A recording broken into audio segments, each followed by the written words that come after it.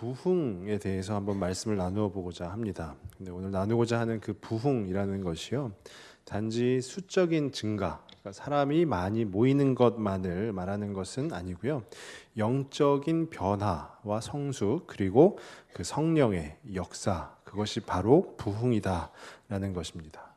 제가 얼마 전에 그 부흥의 역사에 대한 그 세계 기독교 역사 가운데 있었던 그 부흥의 운동들을 기록한 그 책을 한 권 읽게 되었는데요.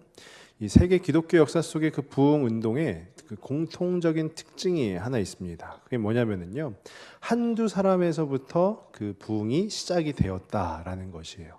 저희 1907년도에 있었던 평양 대부흥 운동을 모두 기억하실 겁니다. 그 평양 대부흥 운동도요, 어떤 큰 집회에서 바로 시작이 된 것이 아니라 길선주 장로님이라고 하는 그 한 분이 본인의 죄를 회개함으로써 그 부흥 운동이 시작이 된 것입니다.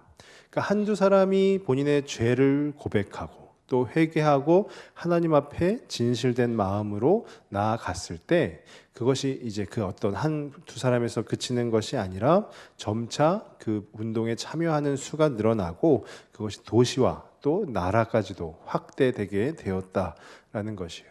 그게 바로 부흥 운동이라는 것입니다. 성령의 역사, 임무에는 틀림이 없다라는 것이죠. 오늘 본문은요, 복음의 능력에 대한 부분입니다. 오늘 복음의 능력 중에서도요, 새 계명, 예수님께서 우리 가운데 주신 그 새 계명, 서로 사랑하라라는 부분이 해당되는 것입니다. 1절 말씀을 다시 한번 보시면은요, 예수께서 그리스도의 심을 믿는 자마다 하나님께로부터 난 자니라고 되어 있어요. 그러니까 예수께서 그리스도의 심을 믿는 자, 즉 그 주님을 믿는 사람들은 어떤 자들이다고요? 하나님께로부터 난 자가 되는 거죠. 그러니까 예수님을 믿으면, 그리스도를 믿으면 무엇이 된다라는 것입니까? 하나님의 자녀가 된다라는 거예요. 이게 바로 복음 아니겠습니까? 우리가 예수님을 믿음으로 인해서 구원받은 백성이 되는 것, 우리가 예수님을 믿음으로 인해서 우리의 죄를 사함을 받고 하나님과 멀어졌던 그 관계가 회복이 되면서 우리가 하나님의 자녀가 되는 그 놀라운 축복이 바로 복음입니다. 복음. 근데 그 뒷부분에 보시면은요, 낳으신 이를 사랑하는 자마다 그에게서 난 자를 사랑하느니라 라고 되어 있어요. 낳으신 이가 누굽니까? 하나님이세요. 근데 그 하나님을 사랑하는 자마다 누구를 또 사랑한다고요? 그에게서 난 자, 즉 또 다른 하나님의 자녀들을 사랑한다라는 것이에요. 이것은 바로 앞절에 있는 4장 마지막 절인 21절과 굉장히 비슷합니다. 24장 21절을 한번 보시면은요, 우리가 이 계명을 주께 받았나니 하나님을 사랑하는 자는 또한 그 형제를 사랑할지니라. 아멘. 그 4장 21절과 5장 1절의 말씀이 사용한 단어만 좀 다르고 동일한 말씀이에요. 정리를 하면 뭐가 되냐면요, 하나님을 사랑하면 그 하나님께서 함께 허락하여 주신 그 형제들, 그 하나님의 자녀들, 우리 교회로 따지면 성도들을 사랑한다라는 것입니다. 그러면 그 뒷부분에 2절과 3절은 그러면 어떻게 하는 것을 사랑하는 것이라 말하는가라는 부분이에요. 우리가 서로 사랑하는데 그럼 어떻게 하는 것이 서로 사랑하는 것이냐? 2절을 우리 한번 좀 같이 읽어보실까요? 우리가 하나님을 사랑하고 그의 계명들을 지킬 때에 이로써 우리가 하나님의 자녀를 사랑하는 줄을 아느니라. 아멘. 어떤 때요?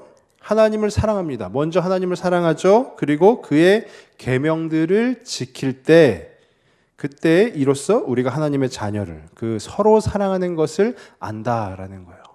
그러니까 이걸 조금 바꾸어서 표현하면 뭐가 되냐면요, 서로 사랑하기 위해서는 어떻게 해야 되느냐? 그의 계명을, 하나님의 계명을 지켜야 된다라는 거예요.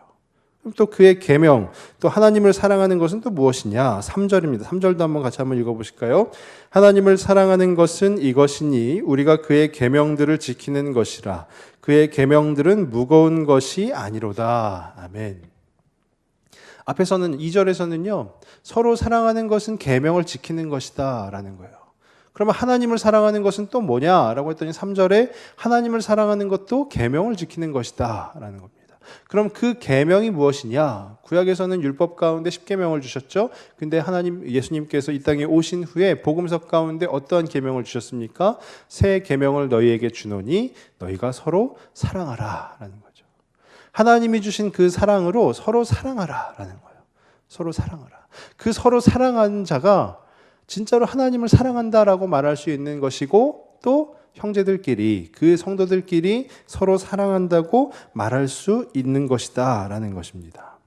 근데 중요한 것은요, 그 서로 사랑하는 것이 우리가 과연 할 수 있을까라고 하지만 이 말씀 가운데 분명히 기록하고 있습니다. 그의 계명들은 무거운 것이 아니로다 라고 되어 있어요. 이게 쉬운 성경을 보면은요, 쉬운 성경에 뭐라고 번역을 했냐면은요, 우리가 지킬 수 없을 만큼 힘든 것이 아니다라는 거예요.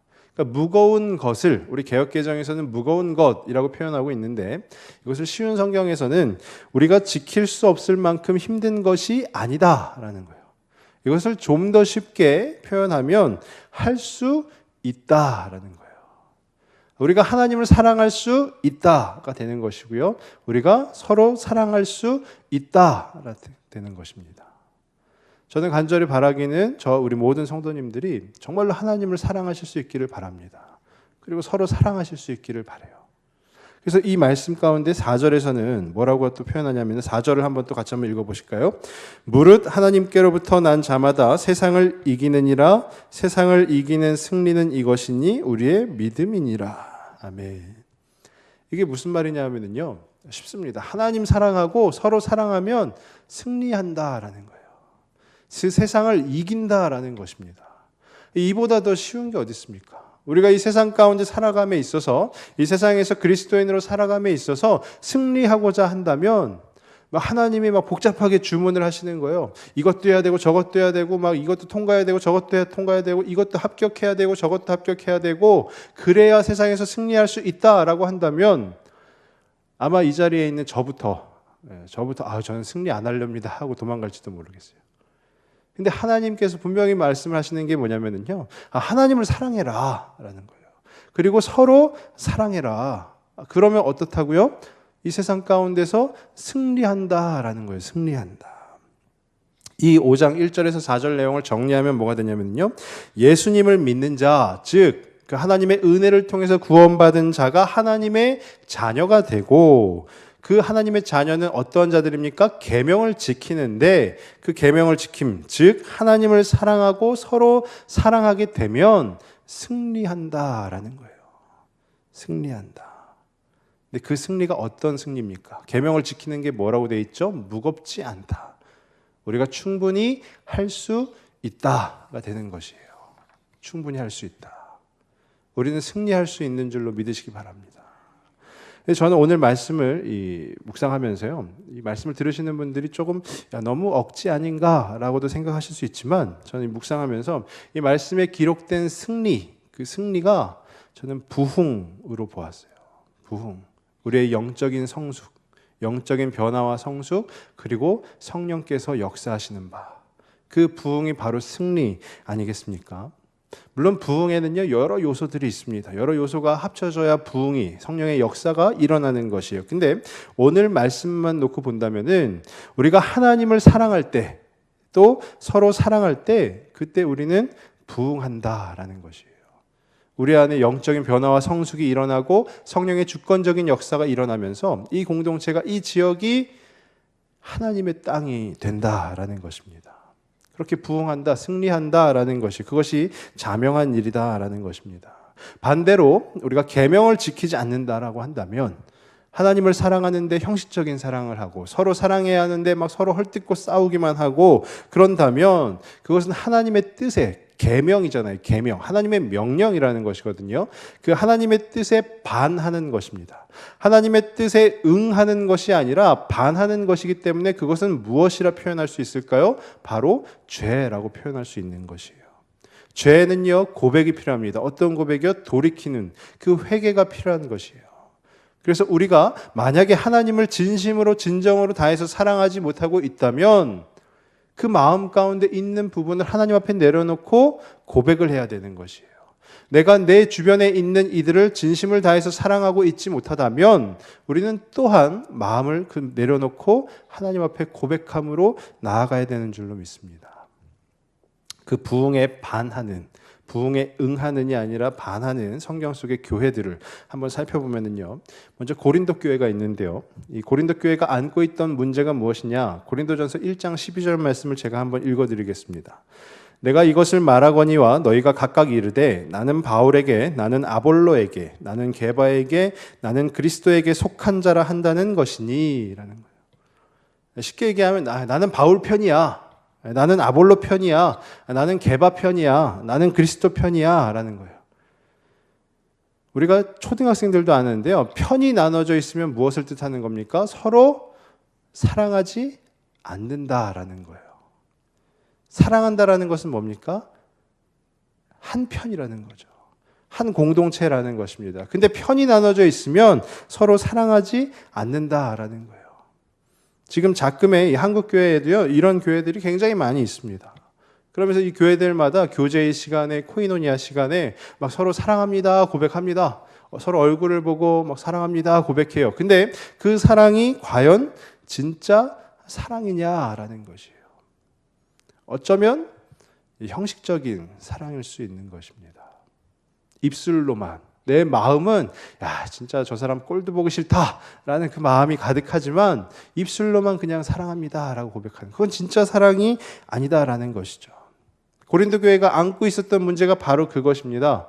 편이 나눠져 있었어요. 바울 편, 아볼로 편, 게바 편, 그리스도 편, 편이 나눠져 있었어요. 편이 나눠져 있다는 건 뭐죠? 서로 사랑하지 않고 서로 손가락질만 하는 거예요. 야, 너희가 그러니까 그렇지라는 겁니다.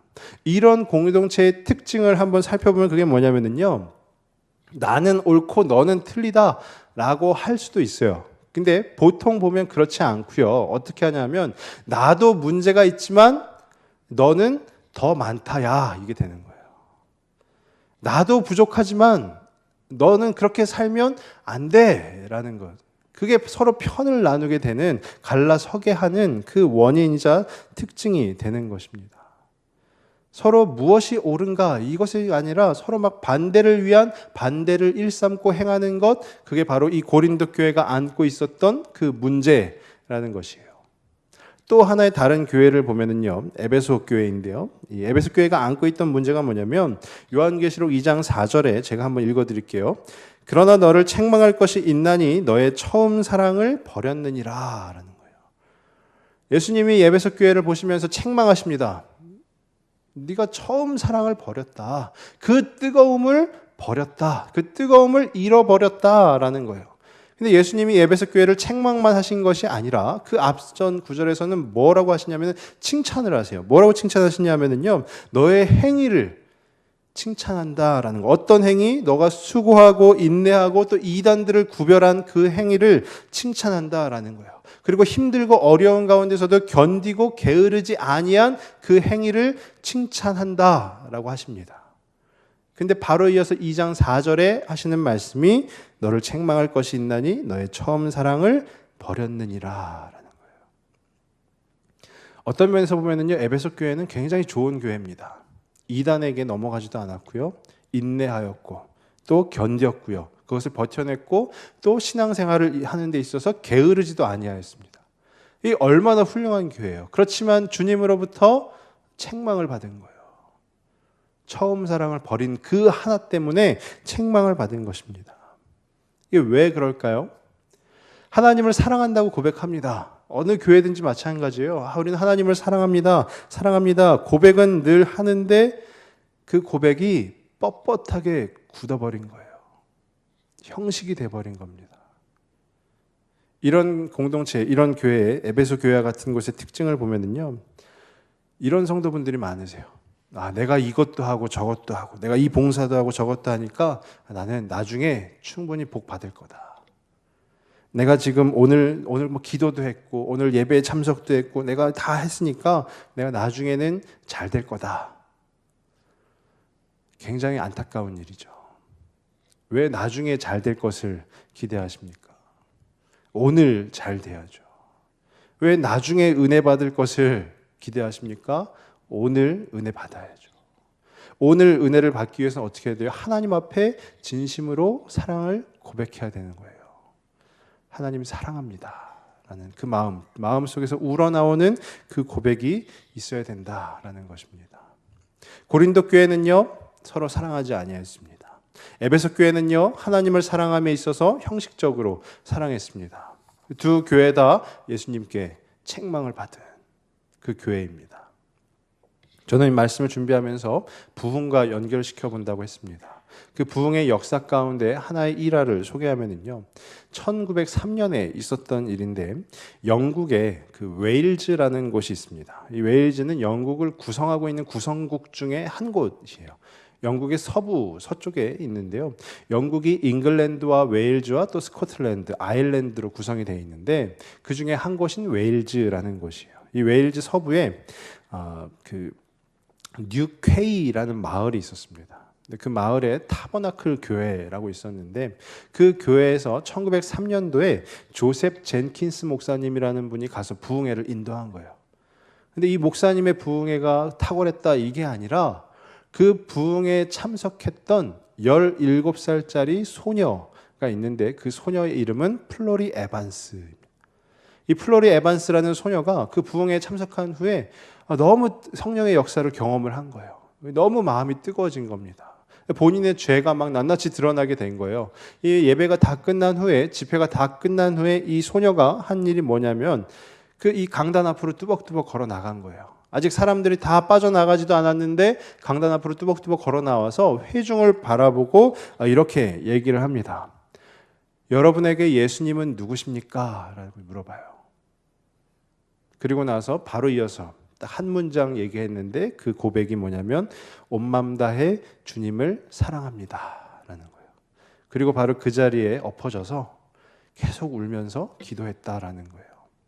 그 소녀의 진실된 그 고백 하나가 어떤 변화를 가지고 왔냐면요, 그 웨일즈라는 그 넓은 곳을 하나님의 나라로, 하나님의 땅으로 만들게 되었다라는 겁니다. 그 소녀가 엎드려서 기도했더니, 진실되게 하나님 앞에 고백했더니 하나님께서 그 소녀의 눈물을 거두시고 하나님께서 성령을 통해서 역사하신 것이죠. 그 앉아있던 분들이 그냥 다 돌아갔을까요? 그렇지 않죠. 함께 기도한 겁니다. 함께 기도하는데 처음에는 막 그 교회, 부흥을 위해서 기도한 게 아니라 다 본인을 위해서 기도한 거예요. 하나님 저의 죄를 용서해 주십시오. 그리고 정말 하나님 이제 형식적인 고백이 아니라 진심을 다해서 진정으로 하나님을 사랑합니다 라고 그 고백한 그 기도 때문에 그 영국의 교회가 다시 한번 부흥을 경험하게 되었다라는 것입니다. 그때 당시 영국의 교회가 어떠했냐면요, 하나둘씩 무너져가고 있었습니다. 왜 무너져가고 있냐면 교회가 분열되는 거예요. 교회가 분열되고 하나님의 영광을 사모하는 것이 아니라 자꾸 다른 것에, 다른 무엇에 집중하기 시작한 겁니다. 하나님의 영광이 임재하지 않는 교회는 더 이상 교회라고 할 수가 없습니다. 그러니까 하나님이 임재하시지 않는다라는 것은요, 진짜 우리가 이곳에서 아무리 찬양하고 말씀을 나누고 예배를 드린다 하여도 그냥 울리는 꽹과리에 그치는 것입니다. 하나님의 임재하심, 그 임재하심이 매우 중요한 거예요. 근데 십자가만 세워져 있다고, 또 목회자가 앞에서 설교한다고, 또 그 회중인 교인이 있다고 해서 교회가 될 수 없다라는 거예요.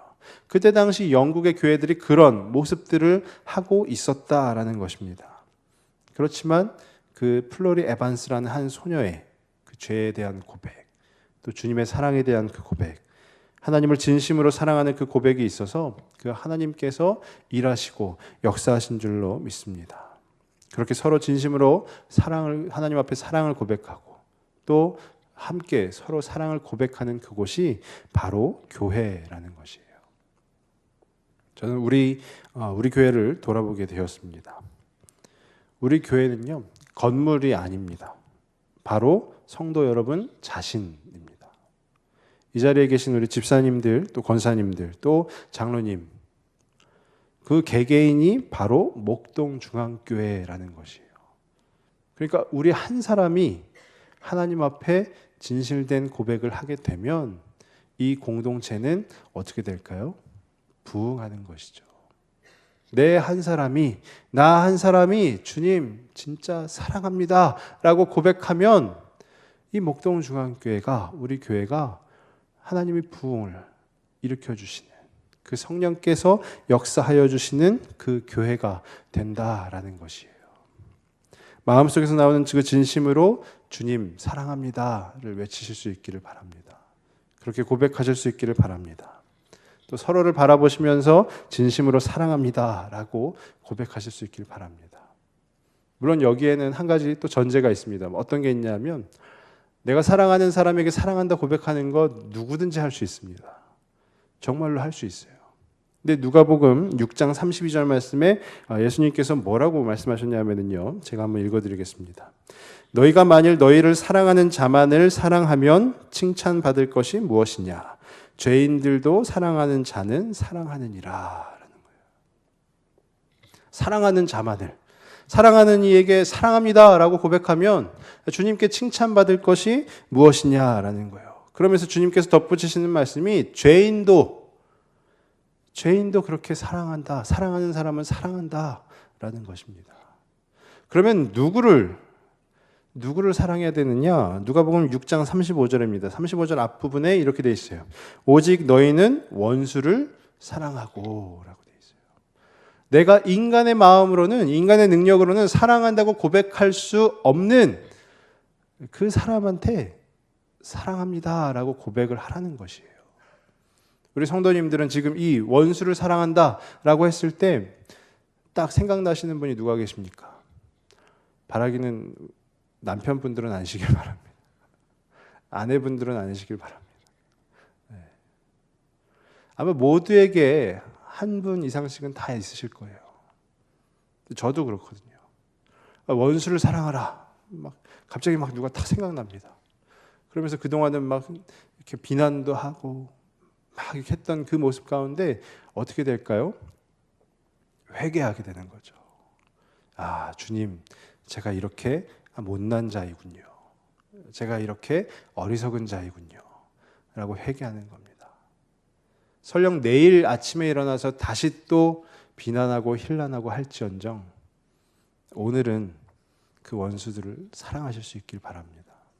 고백하실 수 있길 바라요. 먼저 고백하는 자가, 이건 세상의 관점입니다. 성경의 관점이 아니고요. 먼저 고백하는 자가 승리하는 것입니다. 고백을 해도요, 변하지 않을 수 있습니다. 내가 사랑한다고까지 얘기했는데 어이더라 변하지 않네 라고 할 수도 있어요. 거기에서 그치는 것은 또 우리가 그 주님의 그 마음을 다 읽지 못하는 것입니다. 그럼 어떻게 해야 될까요? 계속해서 부딪히는 거죠. 계속해서 고백하는 겁니다. 그렇게 서로 사랑하라. 그 주님께서 우리에게 주신 그 계명을 완수할 때 어떻게 된다고요? 우리가 세상 가운데서 승리한다라는 것이에요. 우리가 이 세상 가운데서 승리하는 방법 너무 간단합니다. 하나님 앞에 진실된 마음으로 나아가서 주님께 예배하는 것이에요. 주님 사랑합니다라고 고백하는 것입니다. 그리고 하나님이 나에게 주신 내 이 육신의 생각으로는 원수일지 모르지만 하나님이 나에게 붙여주신 그 누군가를 사랑으로 고백하는 것, 그게 이 세상 가운데서 승리하는 비결이라는 것입니다. 저는 간절히 바라기는 우리 성도님들이 하나님을 먼저 사랑하시고 또 하나님이 주신 그 사랑으로 우리가 그 서로 사랑함으로써 정말로 이 세상 가운데서 승리의 기쁨을 맛보실 수 있길 바랍니다. 이 그 계명이 말씀 가운데 무엇라 되어 있습니까? 무거운 것이 아니다라고 되어 있어요. 아까 제가 뭐라고 설명드렸죠? 무거운 것이 아니다라는 것은 할 수 있다라는 것입니다. 에이, 나는 못해, 안 돼. 할 필요가 없다라는 거예요. 하나님께서 충분히 할 수 있다라고 말씀을 하셨어요. 그럼 우리는 그 하나님의 사랑을 입은 자, 그 예수 그리스도를 믿음으로 인해서 하나님의 자녀가 된 자는 그걸 할 수 있을까요? 없을까요? 충분히 할 수 있다라는 것이에요. 그 할 수 있다 하신 그 분의 말씀을 따라서, 그 말씀을 의지하여서 하나님 앞에 진실된 사랑 고백을 하시고 또 주님 앞에 허락하여 주신 그 모든 나의 가족이 될 수도 있고요. 또 성도들이 될 수도 있고 주변 지인들이 될 수도 있고 그 이들을 사랑한다 고백하시는 저와 우리 모든 성도님들 다 되시길 주님의 이름으로 축원합니다.